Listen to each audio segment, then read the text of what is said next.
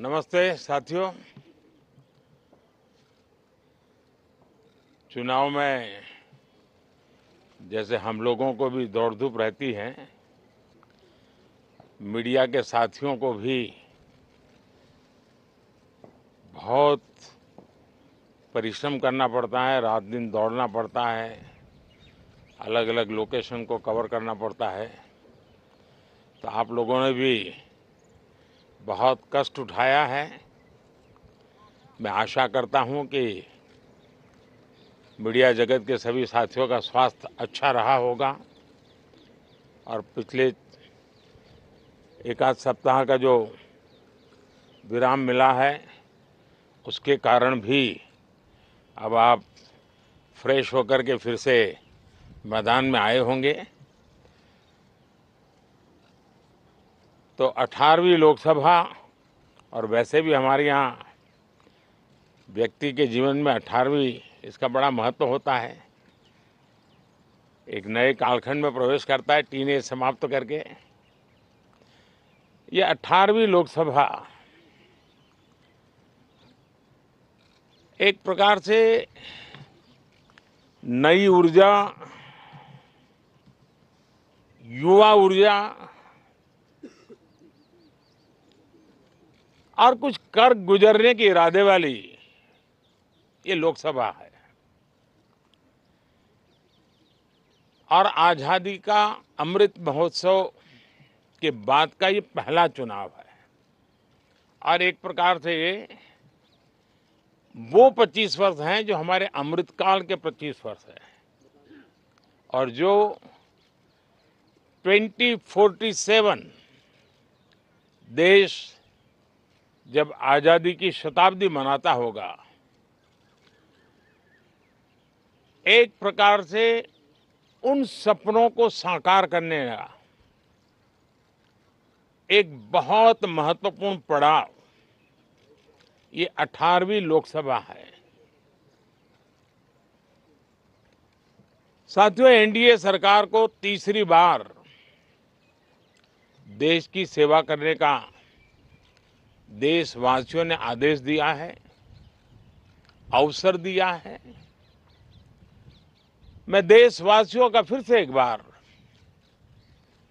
ये अवसर देने के लिए हृदय से आभार व्यक्त करता हूं। और मैं देशवासियों को विश्वास देता हूं कि पिछले 2 टर्म में जिस गति से देश आगे बढ़ा है, समाज के हर क्षेत्र में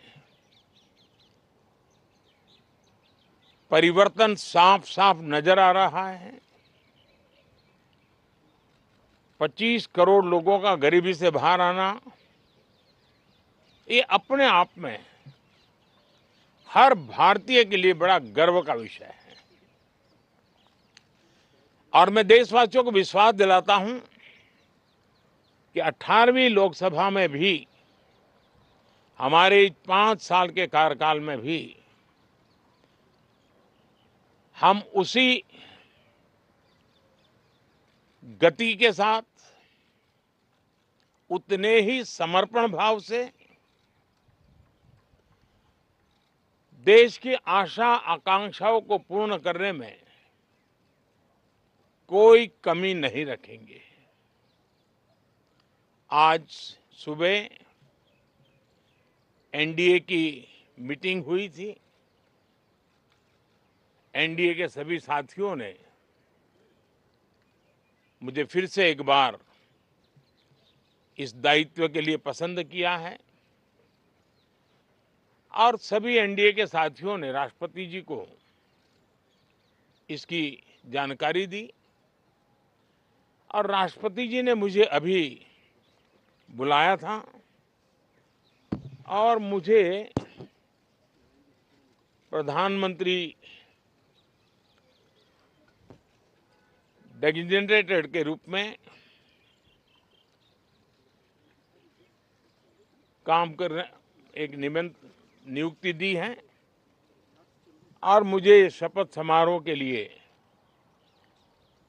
और मंत्रिपरिषद के सदस्यों के सूची के लिए उन्होंने सूचित किया है। मोटे तौर पर मैंने राष्ट्रपति जी को कहा है कि हमें 9 तारीख शाम को सुविधा रहेगी। अब बाकी डिटेल तो राष्ट्रपति भवन वर्कआउट करेगा और हम तब तक मंत्रिपरिषद की सूची राष्ट्रपति जी को सुपुर्द करेंगे। उसके बाद शपथ समारोह होगा। साथियों, सरकार एनडीए की एक प्रकार से एनडीए 1, एनडीए 2 और एनडीए 3 ये एक निरंतरता है और हमारे संकल्पों को लेकर के, सुशासन के प्रति हमारी प्रतिबद्धता को लेकर के और देश के सामान्य जन के सपनों को पूरा करने के प्रयास के रूप में इस निरंतरता को हम और अधिक ऊर्जा के साथ और अधिक व्यापक विजन के साथ आगे बढ़ाएंगे और समय सीमा में लक्ष्यों को प्राप्त करने का हमारा प्रयास रहेगा। 2014 में मैं बहुत नया था। मुझे अब एक लंबे समय तक इस कार्य का अनुभव मिला है, हमारी टीम को अनुभव मिला है और इसलिए हमारे लिए अब तुरंत ही काम को आगे बढ़ाना बहुत ही सरल रहने वाला है और इस अनुभव का लाभ भी देश की सेवा करने में मिलने वाला है। इन 10 साल के कार्यकाल के दरमियान भारत की वैश्विक जो छवि बनी है, दुनिया के लिए एक विश्व बंधु के रूप में भारत उभरा है, इसका मैक्सिमम एडवांटेज अब शुरू हो रहा है और मुझे पक्का विश्वास है ये 5 वर्ष वैश्विक परिवेश में भी भारत के लिए बहुत उपयोगी होने वाले हैं। दुनिया अनेक संकटों से गुजर रही है, अनेक तनावों से गुजर रही है, अनेक आपदाओं से गुजर रही है। ऐसी विकट परिस्थिति दुनिया ने बहुत लंबे अरसे के बाद देखी है। हर देश इन सारी समस्याओं के बीच अपने आप को बचाए रखना, बढ़ाते रहना, चुनौतियों का डगर डगर पे सामना कर रहा है। हम भारत वाले लोग, हम भारतवासी खुद नसीब हैं कि इतने बड़े संकटों के बावजूद भी हम आज विश्व की सबसे तेज गति से बढ़ने वाली इकोनॉमी के रूप में जाने गए हैं। ग्रोथ के विषय में भी दुनिया में हमारी वाहवाही हो रही है। अब एक स्टेबल गवर्नमेंट मिलने के कारण